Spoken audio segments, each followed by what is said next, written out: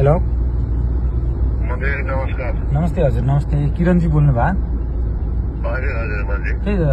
त्यो हाम्रो के हो त त्यो उनीहरूको चाहिँ हाम्रो विशेष राष्ट्रिय खेलाडीहरूको फुटबलको हजुर महिलाको उनीहरू जित्यो अब त्यहाँ इन्डियामा।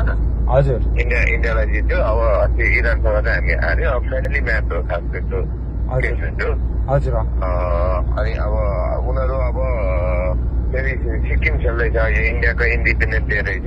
हजुर हजुर। अनि त्यहाँ सिक्किममा फेरि इन्डिया र नेपाल खेल्दैछ 29 तारिक। अनि नेपाल फर्किन्छ। हजुर साममा र प्रीति चाहिँ अगाडि नै फर्केर उनीहरू फेरि विदेश खेल्न जानुपर्छ। उनीहरू चाहिँ जाँदैछ। ए होइन, अनि फेरि तपाईँले त्यहाँनिर खानाको विषय उठाएछ, ट्राभलको कुरा उठाएछ, त्यहाँनिर चाहिँ म्यानेजमेन्ट भएन भन्ने कुराहरू आइराखेको छ एकदमै। तपाईँहरूले त अनि खाना पनि टाइममा नखुवाएर ट्राभल मात्र गराउनु भयो त अनि सुत्न पनि त्यस्तै टाइम 3-4 घण्टा मात्र पाएको छ भन्ने कुरा छ। प्रोपर म्यानेजमेन्ट नै भएन भन्ने कुरा छ त।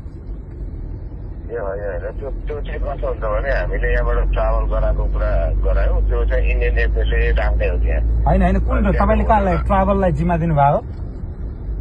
ट्राभललाई इन्डियन एफए इन्डियन फुटबल संघले नै त्यो म्यानेज गर्छ कि त्यहाँ। हजुर हजुर। अनि त्यो म्यानेज गर्छ।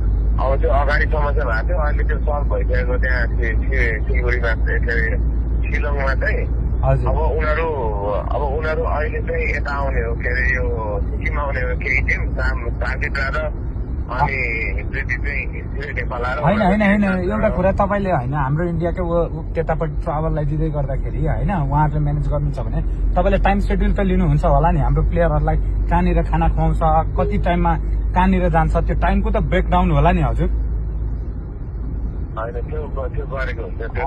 गरेको हुन्छ भन्दा पनि यसो हाम्रो खेलाडीलाई कतै पनि पठाउँदाखेरि डिटेल स्टडी त हामीसँग राख्नु पर्यो नि हजुर।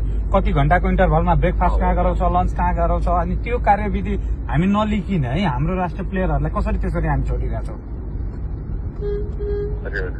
होइन त्यो त गर्नु भएन नि। होइन यो विषयमा चाहिँ एकचोटि डिटेलै बस्नु पर्यो होइन। किनभने अब हाम्रो राष्ट्रिय खेलाडी भइसकेपछि त हाम्रो कर्तव्य बन्छ नि। उहाँहरूको खानेकुरा कहाँ हुन्छ, बस्ने कुरा कहाँ हुन्छ, A to Z तपाईँको टाइमिङ मिलिसकेपछि सबै कुरा ल ठिक छ है भनिसकेपछि बल्ल मात्र तपाईँको हामीले पठाउने हो क्या। तर यो चाहिँ तपाईँलाई केही कुरा जानकारी नै छैन भन्नुहुन्छ, उतादेखि मैले लिएकै छैन भन्नुहुन्छ, त्यो त तपाईँले त जे गर्नुपर्ने कुरा त गर्नु भएन त यो त होइन। अब यस्तै मिस्टेकले गरेर अहिले हेर्नु त तपाईँको त्यहाँ सबैतिर तपाईँको प्लेयरले पनि अभिव्यक्ति दिइराखेको छ यो भन्ने विषयमा चाहिँ। यो के पहिला चाहिँ हाम्रो यस्तो खाले टाइम सेड्युल माग्ने गरेछ कि छैन कुनै पनि कन्ट्रीमा जाँदाखेरि? अनि किन माग्दैन? यसको टेक्निकल टिमको हो